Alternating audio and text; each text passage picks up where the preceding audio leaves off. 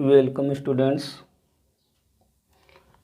आज हमारा जो नेक्स्ट पॉइंट रहेगा असंगतता या अनिश्चितता। इंग्लिश में इसे इनकम्पेटिबिलिटी बोलते हैं।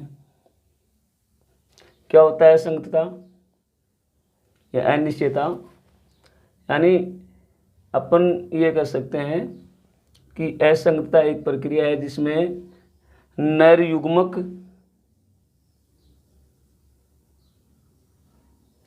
और मादा युग्मक,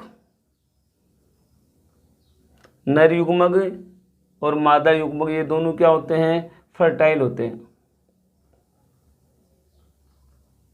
और फंक्शनल होते हैं। फंक्शनल यानी नर युग्मक और मादा युग्मक फर्टाइल और फंक्शनल होते हैं, अर्थात अपन कह सकते हैं ये जननक्षम और कार्यशील होते हैं। और ये निषेचन करते हैं तो निषेचन करने में क्या हो जाते हैं? ये विफल हो जाते हैं। निषेचन करने में विफल हो जाते हैं, तो इस प्रकार की स्थिति को क्या बोलते हैं? असंगतता। फिर ध्यान देना, जब नर युग्मक एवं मादा युग्मक जननक्षम एवं कार्यशील होने के बावजूद भी निषेचन करने में विफल हो जाते हैं, तो इस प्रकार की स्थिति को क्या कहते हैं? असंगतता। यानी कहने का मतलब निषेचन नहीं हो पाता, अनिश्चितता या निषेचन नहीं हो पाता है, तो इस प्रकार की कंडीशन को क्या कहते हैं? असंगतता या अनिश्चितता। क्या कहेंगे? अपन लिखेंगे इसमें, जब यहाँ से लिख देता हूँ मैं, जब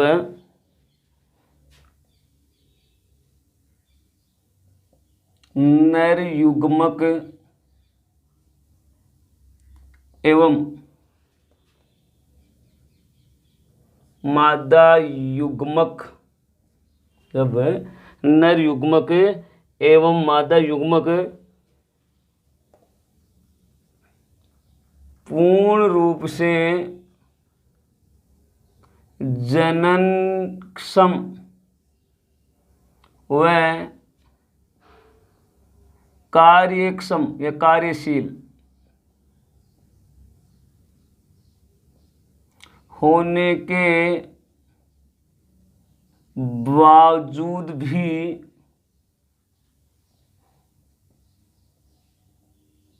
निषेचन की क्रिया करने में विफल हो जाते हैं। यानी मादा युग्मक और नर युग्मक पूर्ण रूप से जननक्षम और कार्यक्षम होने के बावजूद भी निषेचन करने में विफल हो जाते हैं, तो इस क्रिया को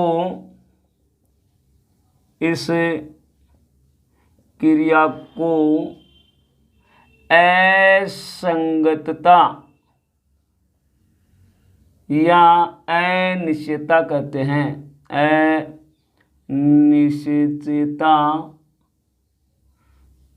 कहते हैं।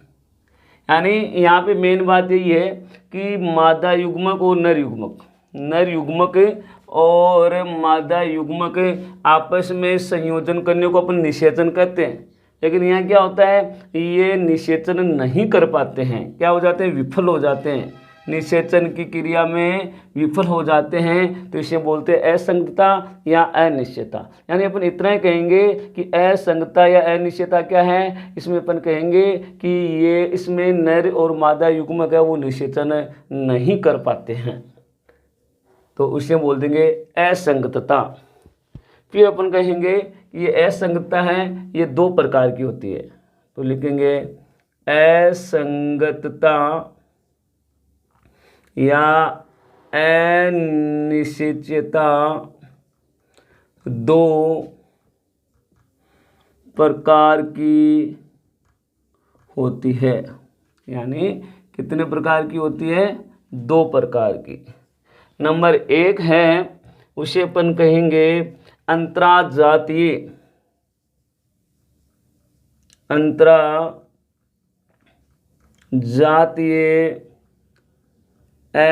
असंगतता। और नंबर 2 है, वो रहेगी हमारी आंतर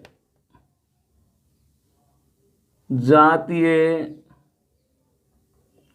असंगतता या अनिश्चितता, जो भी है। यानी असंगतता या अनिश्चितता 2 प्रकार की होती है। नंबर 1 अंतराजातीय या नंबर 2 अंतर्जातीय।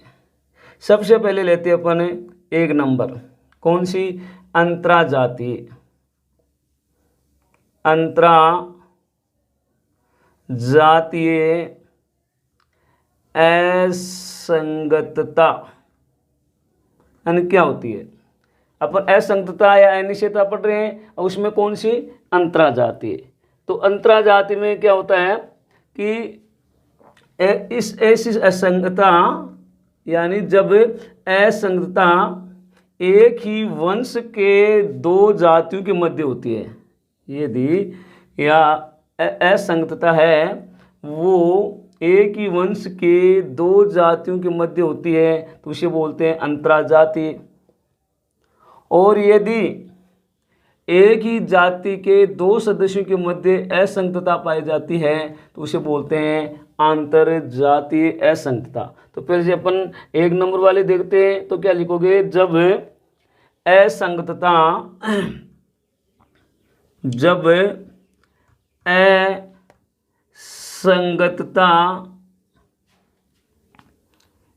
एक ही वंश की अलग अलग जातियों के मध्य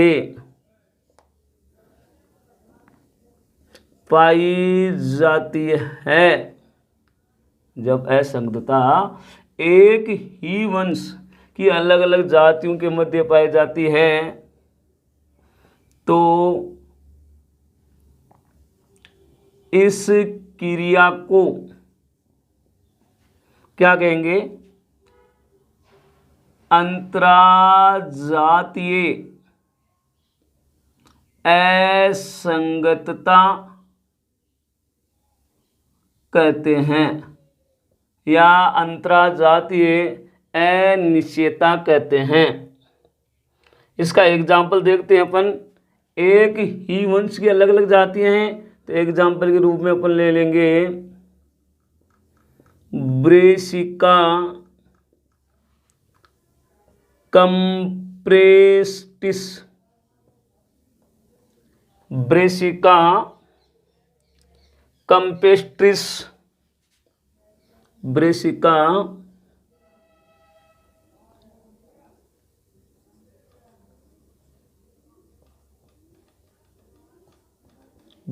कंपेस्ट्रिस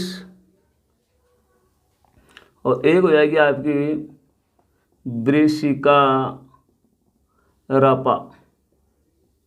इन दोनों में अंतराजातीय असंगतता पाई जाती है। अर्थात देखो, ब्रेसिका एक ही वंश है लेकिन कंपेस्ट्रिस और रापा अलग अलग जातियां हैं। तो अलग अलग जातियां हैं तो इसमें क्या होगा? आपका अंतराजातीय असंगतता पाई जाती है। ब्रेसिका कंपेस्ट्रिस और ब्रेसिका रापा। ठीक है, कंपेस्ट्रिस और ब्रेसिका रापा। इसके बाद में अगला हमारा जो रहेगा वो दूसरा प्रकार है आंतरजातीय असंगतता। इसको दो ऊपर ले लेते हैं, यहाँ ले लो आप। दूसरी है आंतरजातीय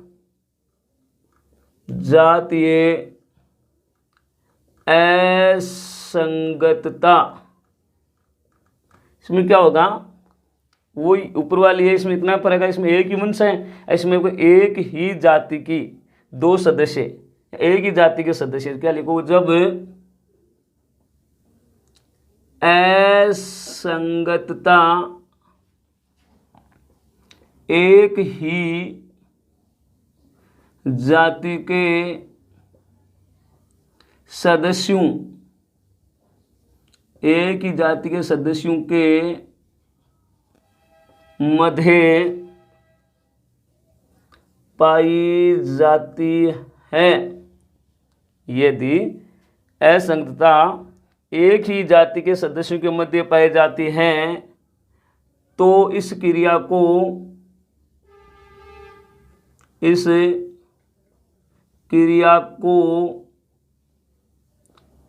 आंतर जातीय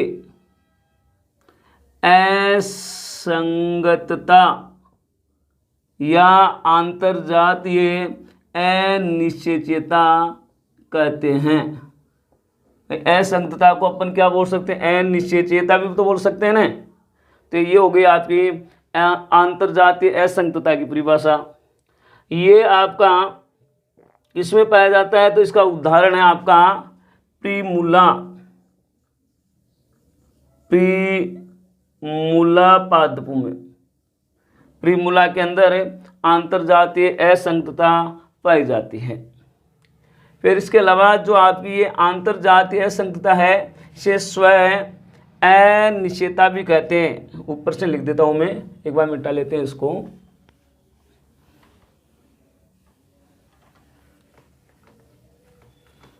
यानी जो 2 नंबर वाली आपकी कौन सी अंतरजातीय, इसको अन्य नाम से भी पुकारा जाता है, जाना जाता है। तो क्या कहोगे आप कि ऐसे तीर का निशान लगाना, अंतर जातीय असंगतता को स्व अनिश्चितता ओब्लिक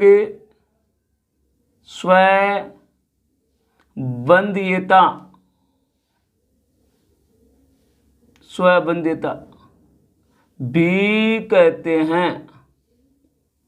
यानी जो आपकी असंगतता का जो दूसरा प्रकार है कौन सा?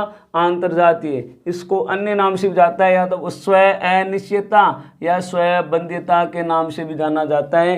ये स्वबंध्यता अगर आपको याद है तो अपन पहले पढ़ चुके हैं। कहाँ? अनुकूलनों में। जो अनुकूलन पढ़े थे आपने परपरागण के, वहां मैंने ये बताया था आपको स्वबंध्यता। तो इसको अपन किस नाम से? स्व अनिश्चितता या स्वबंध्यता के नाम से भी जानते हैं। अब आगे हम पढ़ेंगे इनके भी प्रकार हैं। किनके? स्व अनिश्चितता के। अब वो किसके आधार पर? असंगतता को निर्धारित करने वाले जीनों के आधार पर स्व अनिश्चितता या स्वबंध्यता या अंतरजातीय असंगतता को फिर 2 भागों में बांटा गया है। यानी असंगतता को निर्धारित करने वाले जीनों के आधार पर, असंगतता को निर्धारित करने वाले जीनों, लिखो यहाँ पे, असंगतता को निर्धारित करने वाले जीनों की, यानी असंगतता को निर्धारित करने वाले जीनों की उत्पत्ति और असंगतता को निर्धारित करने वाले जीनों की प्रकृति के आधार पर स्व अनिश्चितता को 2 भागों में बांटा गया है।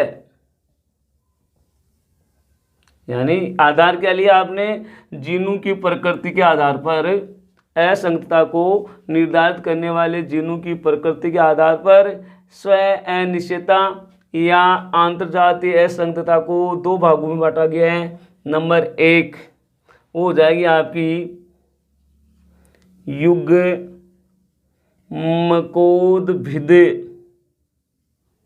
स्व अनिश्चेता, यानी इसके प्रकार है। तो ये तो युग्मकोद्भिद हो जाएगी, दूसरी हो जाएगी हमारी बीजाणुद्भिद स्व अनिश्चेता, यानी असंगतता को निर्धारित करने वाले जीनों की प्रकृति के आधार पर स्व अनिश्चितता को दो भागों में बांट दिया, युग्मकोद्भिद और बीजाणुद्भिद। अब ये देखो इसकी परिभाषा क्या होगी, युग्मकोद्भिद की, यानी यदि स्व अनिश्चितता का निर्धारण एवं नियंत्रण युग्मकोद्भिद के कारण होता है, या फिर स्व अनिश्चितता का निर्धारण और नियंत्रण बीजाणुद्भिद के कारण होता है, तो युग्मकोद्भिद के कारण तो होगा, तो उसको बोल देंगे युग्मकोद्भिद स्व अनिश्चितता। बीजाणुद्भिद उत्तक के कारण होगा, तो उसे बोल देंगे अपन आपका बीजाणुद्भिद स्व अनिश्चितता। तो पहले ये देख लो, पहले वाला क्या है, नंबर 1 में युग्मकोद्भिद स्व अनिश्चेता। क्या होगा, क्या कहोगे कि जब स्व अनिश्चेता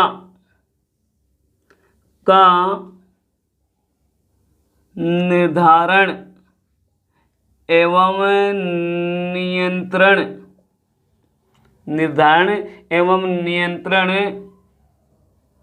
परागकण ओब्लिक नर युग्मकोद्भिद के जीन प्रारूप यानी जीनोटाइप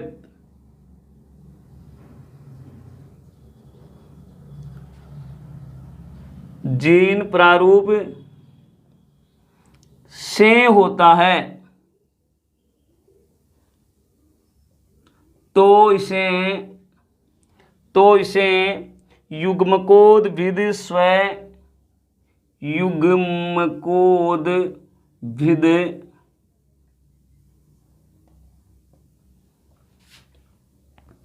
स्व अनिश्चेता कहते हैं। यानी जब स्व अनिश्चेता का निर्धारण नियंत्रण परागकण या नर युग्मकोद्भिद के जीन प्रारूप से होता है, तो इस प्रकार की जो क्रिया होती है तो इसे क्या कहते हैं, युग्मकोद्भिद स्व अनिश्चेता। और इसके अंदर कुछ एग्जाम्पल हैं, ट्राइफोलियम,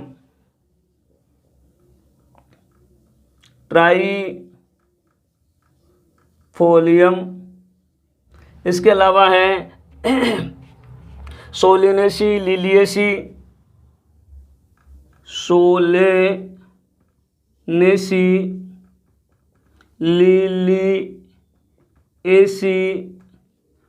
और ग्रेमिनी कुल के पादप। इनके अंदर युग्मकोद्भिद स्व अनिश्चेता पाई जाती है। ट्राइफोलियम सोलेनेसी कुल के पादप, लिलिएसी कुल के पादप और ग्रेमिनी कुल के पादप। ठीक है, यह सदस्य जो भी हैं। इसके बाद में अगला हमारा प्रकार रहेगा, वो कौन सा है, बीजाणुद्भिद स्व अनिश्चेता।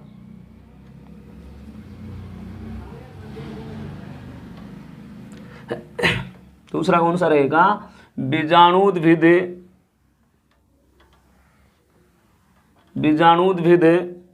दूसरा प्रकार है। किसका दूसरा प्रकार है, दूसरा प्रकार है हमारा स्व अनिश्चेता का।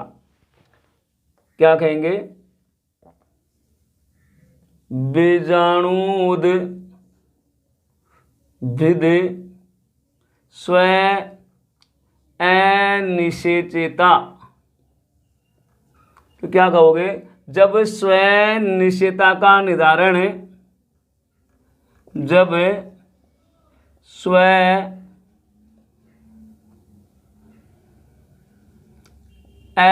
अनिश्चयता का निर्धारण एवं नियंत्रण, निर्धारण एवं नियंत्रण बीजाणुजन ऊतक के जीन प्रारूप, जीनोटाइप,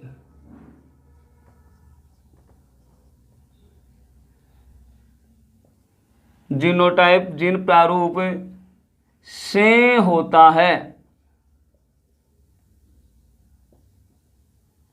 यानी जब स्वयं अनिश्चयता का निर्धारण और नियंत्रण बीजाणुजन ऊतक के जीन प्रारूप से होता है तो इसे क्या कहेंगे? बीजाणुविद स्वयं अनिश्चयता। तो इसे बीजाणुविद स्वयं अनिश्चयता कहते हैं। यानी जब स्वयं अनिश्चयता का निर्धारण और नियंत्रण करने वाले जो जीन होते हैं वो किसके हो? बीजाणुजन ऊतक से होता है, तो इसे बोलते हैं बीजाणुविद स्वयं अनिश्चयता। इसमें आएगा आपका एग्जाम्पल ब्रेसिकेसी और कंपोजिटिकुल के पादप। ब्रेसिकेसी एवं कंपोजिटी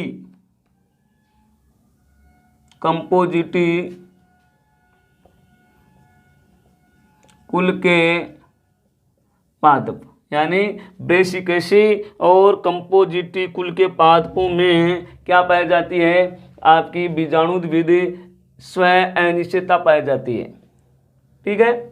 इसके बाद में अगला हमारा जो पॉइंट रहेगा वो रहेगा पौधों में स्वयं अनिश्चयता के कारण। पौधों में स्वयं अनिश्चयता के कारण कौन कौन से? कारण या परिणाम, यानी वो कौन कौन से कारण हैं जिनके द्वारा पौध में स्वयं अनिश्चयता उत्पन्न होती है? तो पहला रहेगा पराग कणों में अंकुरण का अभाव। पराग कणों में